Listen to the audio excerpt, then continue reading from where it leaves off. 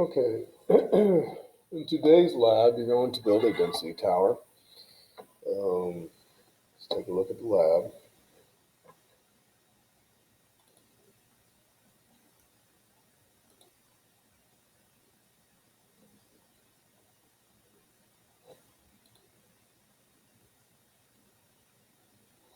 So, if you know the volume of a fluid and the mass of the fluid, you can calculate the density of the fluid. In this exercise, you calculate the density of fluids and solids. Use the density table to determine the identity of the unknown fluid. Fluids that are more dense sink below substances that are less dense. Determine the proper layer of the fluid to end up with a cool science experiment. If you're in class, this would actually be a science experiment that we would do. This is my class 2 years ago. I just happen to have pictures of it. But what they did here is they calculate the volume of a fluid using a small graduated cylinder. So they knew the volume of the fluid, and then they would weigh the fluid and get the mass. Uh, Density is equal to mass divided by volume. So from that, they could calculate the density of the fluid. This down here was syrup, followed by here the pink stuff is soap, the green stuff is water, the yellow stuff here is vegetable oil, and on top we have motor oil. And they just dropped in a piece of wood which floated on top of the motor oil. So let's go ahead and do number one together. Number one, this blue substance has a mass of 5 grams, the volume of 5 milliliters. Density is equal to mass divided by volume.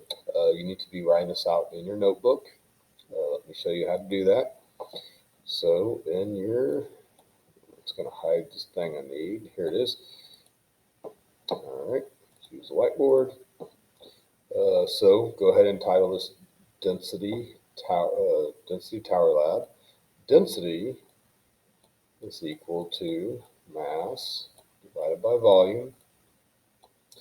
You should know that mass is grams.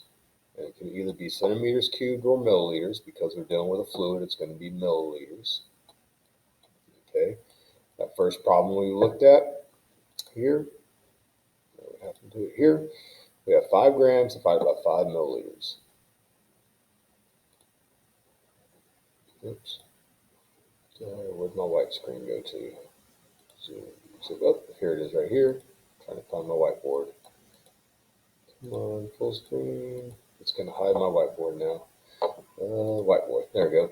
So 5 grams divided by 5 milliliters.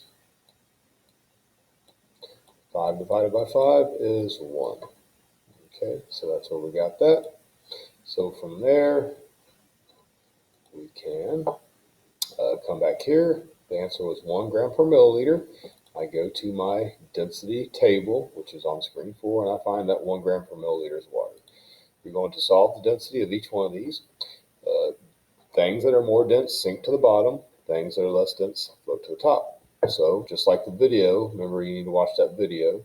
It's on slide 1 here. Make sure you watch the video first, so it'll help you understand what we're doing. Things that are more dense sink to the bottom. So let's say this ends up being the biggest number. It will go down here.